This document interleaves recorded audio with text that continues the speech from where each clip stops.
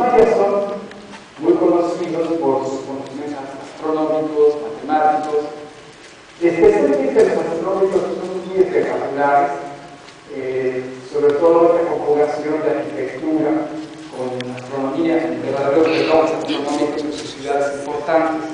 Aquí tenemos, por ejemplo, el día del equinoccio de primavera, la formación de estas sombras,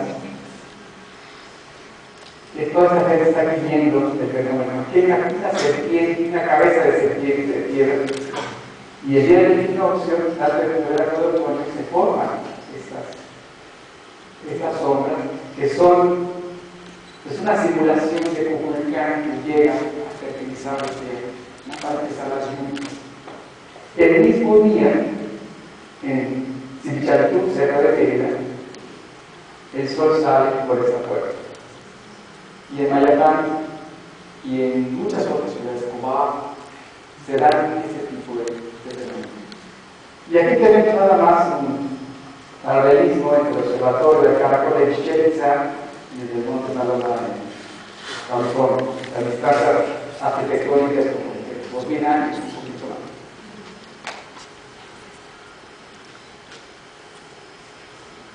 Hay cosas interesantes. Por ejemplo, sabemos por la astronomía moderna que la duración del año en días solares diarios es de 365 días, 24:22. Según el calendario maya, es de 365 días, 24:20. Esto es 2 10/1000 de día de diferencia de arrojo. En nuestro calendario civil actual es 365 días, 24:25. Esto es 3 10/10 de día de arrojo. Un error mayor del que tenían ellos, ¿no? Y claro, cuando los europeos llegan a América, tenían un calendario comparado con los mayas sumamente terrestre, muy impreciso, de 365 días en 4, y llevaban ya 10 días de atraso. Hay 10 días en la historia del mundo europeo occidental que se vivieron en agosto, el 14 de agosto de 1500 años. Y luego al día siguiente, que es el 15 de agosto, fue el 25 de agosto de 1500 años. Se dieron para ajustar el cómputo del tiempo, ya para celebrar la Navidad, ya prácticamente, no más bien la Semana Santa, en Navidad, no se puede decir. También pudieron determinar el periodo lunar con solo 24 segundos de diferencia, que es lo que ahora sabemos son técnicas de rayos láser. A ellos pudieron, observando la luna todos los días durante muchos años, al menos 30 años. O sea, emprendieron un proyecto científico de más de 30 años para observar la luna y poder ver cuánto hay entre luna nueva y luna nueva. Y el error que cometieron fue tan solo de 24 segundos con respecto a lo que ahora sabemos. También sacaron calendarios de las apariciones de Marte y de Venus, que están en el Códice de Dresden y que son válidos para los próximos 400 años todavía. Sobre el asunto de la aparición de Venus, Venus es muy importante en todas las religiones mesoamericanas, especialmente para los mayas.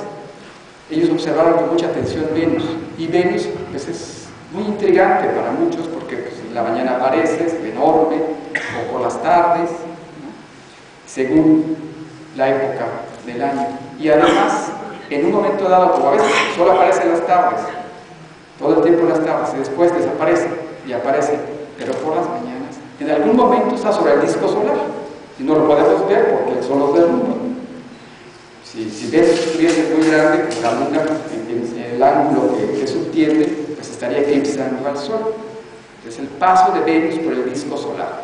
Entonces, en un congreso en Arizona hace unos años, se estaba discutiendo en una de las secciones del congreso, el Congreso de Astrónomos, se estaba discutiendo cuándo habrá sido el primer registro humano del paso de Venus por el disco solar. Y los ingleses estaban segurísimos que había sido ahí entre las culturas antiguas de Inglaterra, cuando una astrónoma mexicana saca el as de la manga una foto, una estela maya grabada en piedra, el símbolo de Venus sobre el sol, como 1300 años antes que lo que clamaban los ingleses. Hubo un silencio así sepulcral, se acabó la discusión, la otra cosa. ya estaba registrado aquello. En fin, y es claro que sin una herramienta matemática suficientemente poderosa y precisa, todas estas cosas, adelantos en ingeniería, en cosas de acústica, ¿no? en astronomía, en arquitectura, no se hubieran podido hacer. Entonces, vamos a ver cómo las evidencias que existen actualmente están reducidas, desafortunadamente, al Códice de Dresden. El Códice de Dresden constituye una pieza fundamental de la evidencia de la matemática maya. Aquí tenemos los puntos, rayas y los caracoles, como el cero, porque en su matemática solo usaban 3 signos: punto, raya, la raya y el caracol para el cero. El cero tenía una significación filosófica muy específica y muy distinta a la que nosotros manejamos. Para nosotros simplemente es la ausencia de, ¿no? Y para ellos no, es la unión del principio y el fin, ¿no? También se representaba por una flor, que es inicio y es fin también. Flor, fruto, árbol, flor, fruto, y así.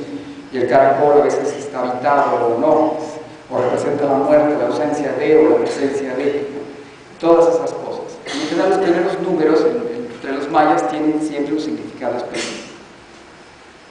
Bueno, en el Códice de Dresden pues, se consignan eventos astronómicos,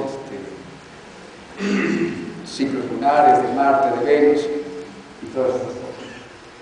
La primera vez que se aborda el tema de las matemáticas mayas lo hace Fray Diego de Landa.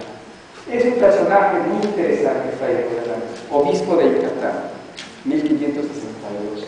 Es muy célebre por un auto de fe, el auto de fe de Maní, en donde, por cuestiones de herejía, él decide quemar toneladas de documentos mayas, que va recogiendo de los caciques que se habían refugiado en el pueblo de Maní después de la terrible guerra entre Mayapán, Chichén y Uxmal. Cuando los españoles llegan a Yucatán, pues ya llevaba la cultura maya una edad media de más de 200 años, y se había disuelto la cultura en cacicazgos, y cada cacique conservaba los documentos de su familia, ¿no? De sus sacerdotes, que se dividió, todo el imperio maya se dividió en diferentes cacicazgos, entonces cada quien cogió sus documentos. Pues Fray Diego de Landa se dio cuenta de los documentos, los fue viendo, le intrigaron, lo atemorizaron, no los entendía, y todos los seres humanos cuando no entendemos algo nos da miedo, y cuando nos da miedo mejor lo destruimos. Eso es muy humano, pues él no era la excepción, y siendo religioso más. Entonces dijo, son cosas del demonio, vamos a quemar todo esto, y puso a quemar todo. Lástima, se abrieron más cosas, pero no se fue invicto, porque lo acusaron ante el rey. Al acusarlo ante el rey de hacer esas cosas, entonces lo sometieron a juicio en España, y en su defensa escribió este libro que se llama La Narración de las Cosas de Yucatán, defendiéndose de la acusación. Por eso tenemos ese libro.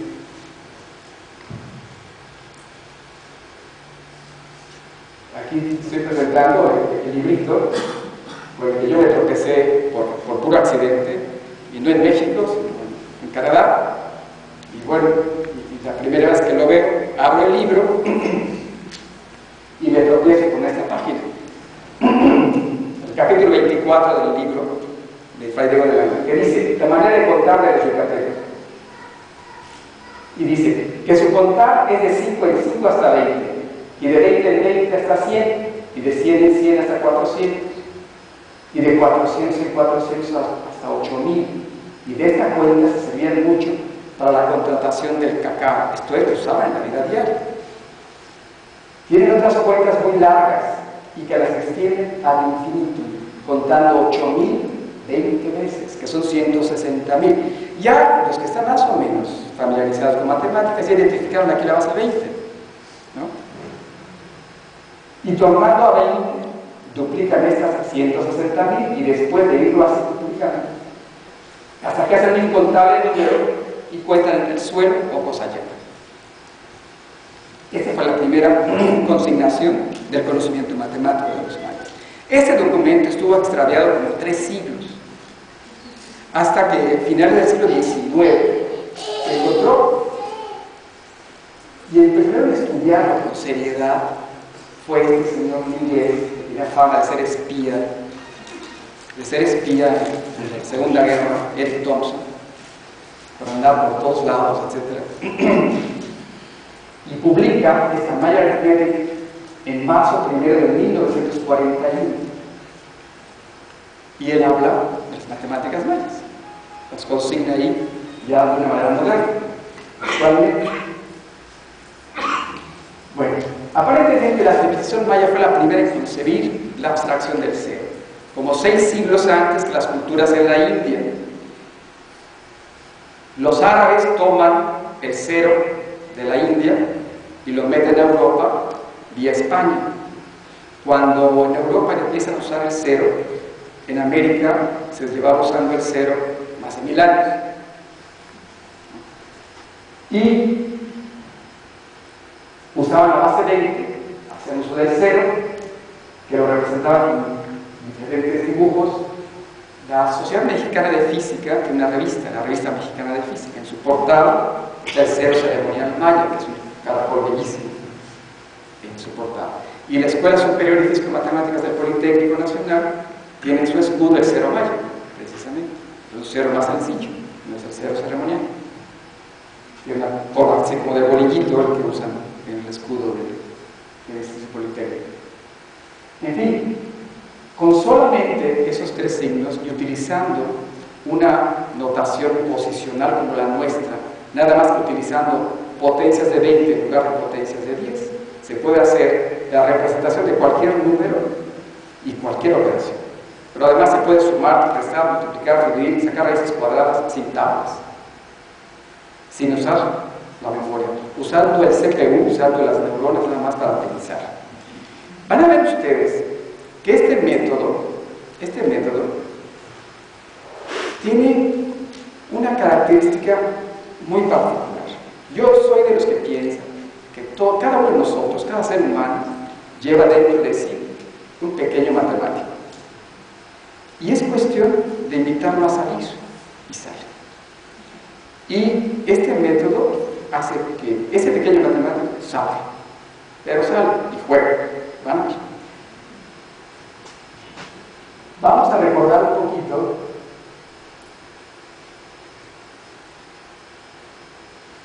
cómo opera nuestro sistema decimal. En nuestro sistema decimal dividimos el espacio horizontalmente, de tal forma que hacia la derecha crecen posiciones imaginarias de potencias de 10. Y luego ponemos un punto decimal y hacia la izquierda tenemos potencias negativas de 10. Entonces está el punto decimal, luego tenemos 10 a la 0, que es un número. Cualquier número elevado a potencia 0 siempre es 1. 10 a la 0, 10 a la 1, al cuadrado, al cubo, y así.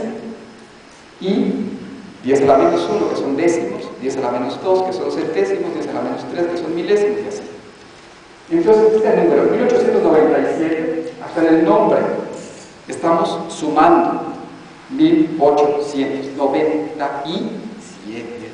O sea, el nombre del número es realmente una suma.